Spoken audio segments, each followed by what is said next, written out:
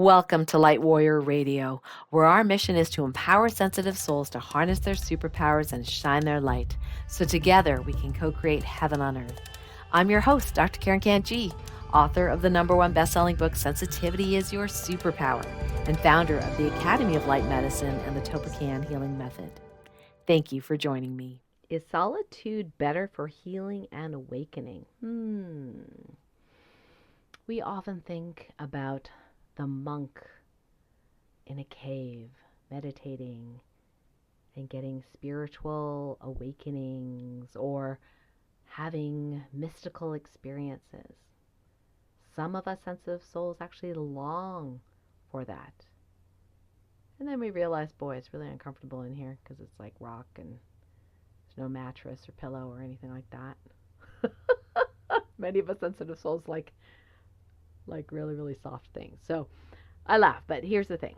I used to judge, slightly embarrassing to say, but I used to judge monks who did do that, who did go to the cave, who did, meditate day in and day out. And I'm like, what are they doing? What use is this to humanity? Why don't you go and feed the poor? Didn't know they did that on the side. Why don't you go build a house? Didn't know they did that on the side, right? And there was a lot of judgment there about that. Now I realize the solitude, the being alone, can be very beneficial and also very difficult. Very difficult.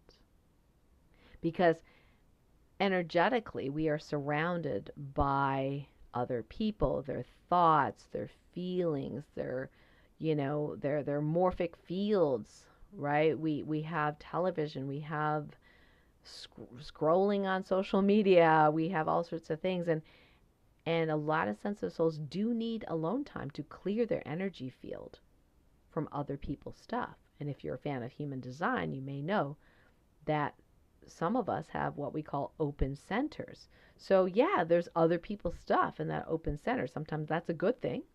So we can literally like channel our inner 𝗟𝗡𝗟𝗏 or somebody, right? And get the wisdom from the ages and amplify it. And other times we amplify mass consciousness. Not so fun.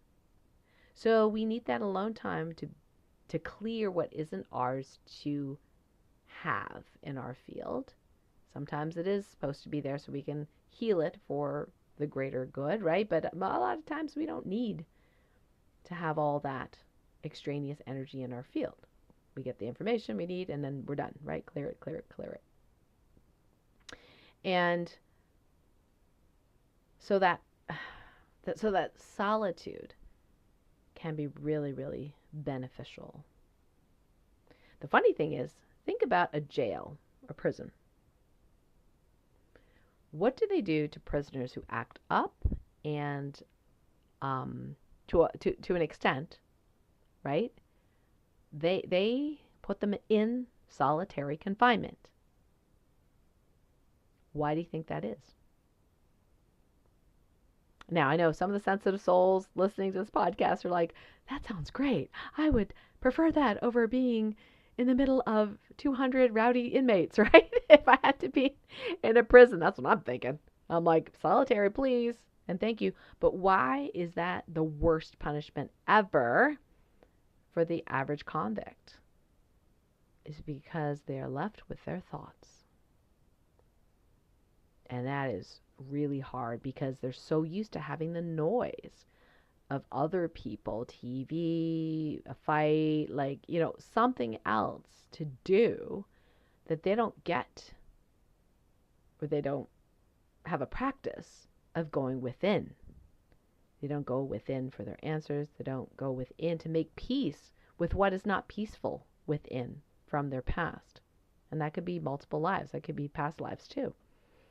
So that solitude is really beneficial, especially if you understand what it's for, right? I can understand and be empathetic that someone who's a convict or a prisoner or whatever probably has some pretty nasty traumas in their past. And when they're left alone in solitude, all these memories rush back and they don't have any tools to deal with them. So solitude is like a punishment. It's intense. They can go pretty stark raving mad, right?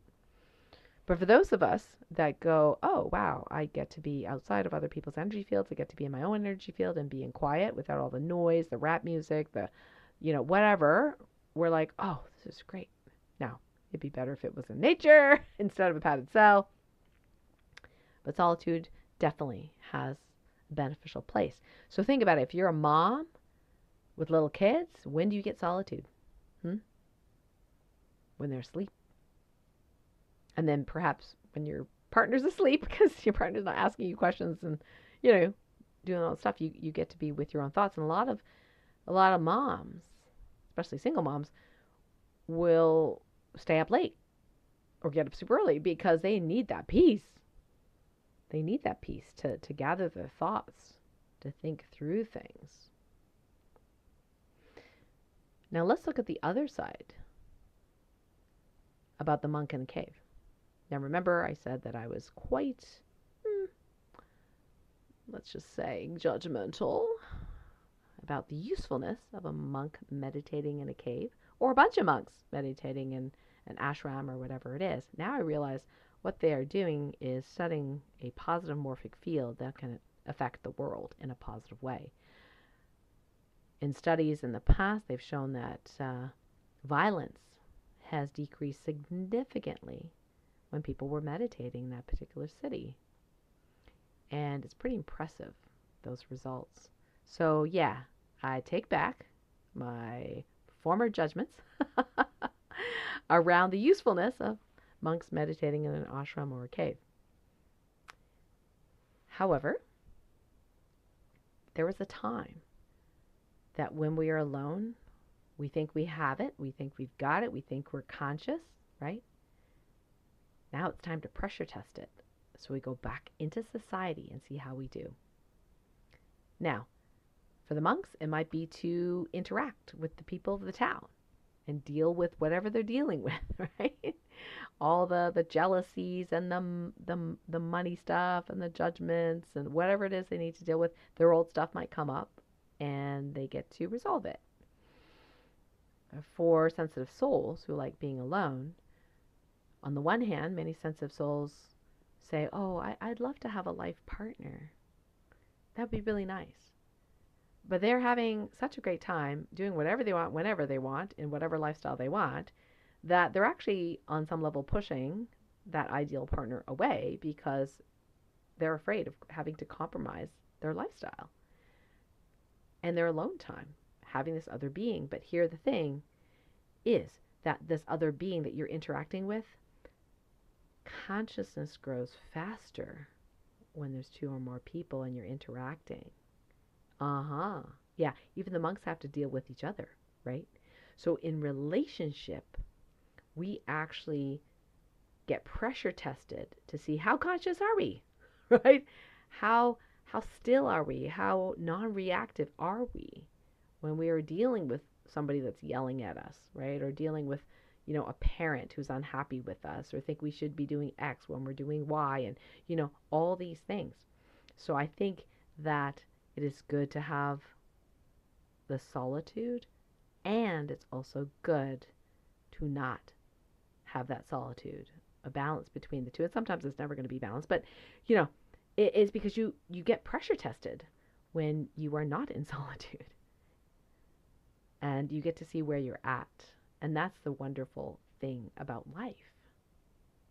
So I highly recommend that you do find some solitude. And it may be just 5 minutes or half an hour, 30 minutes. It may be like 10 minutes before you fall asleep and your partner's already asleep. Like, who knows when that is? It could be in a bath, right? Taking specific time out in nature, sitting by a stream, that kind of thing. It's great. And at the same time, also appreciating the times where you don't have solitude, because that is your pressure test of how well can I stay centered? How well can I be in myself? How well can I not get caught up in other people's energies?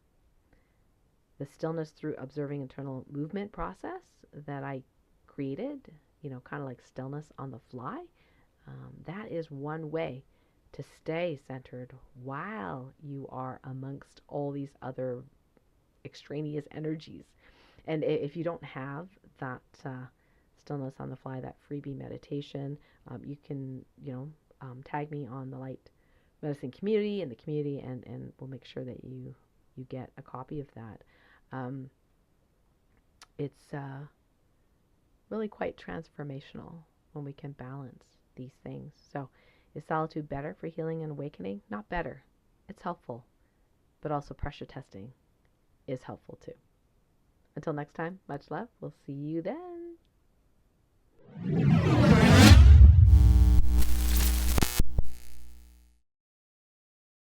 Hey, thanks so much for watching this video. If it resonated with you, would love for you to hit subscribe and the like button, and perhaps share it with someone who's like-minded who would appreciate it. And in the meantime, would love to connect with you in my light medicine community. It's absolutely free to join, and it's for sensitive souls who wish to receive love and support, and also to share who they really are. It's a safe space for each of us to really shine. So I'll put the link below, as well as this week's offerings and freebies, and we will see you there.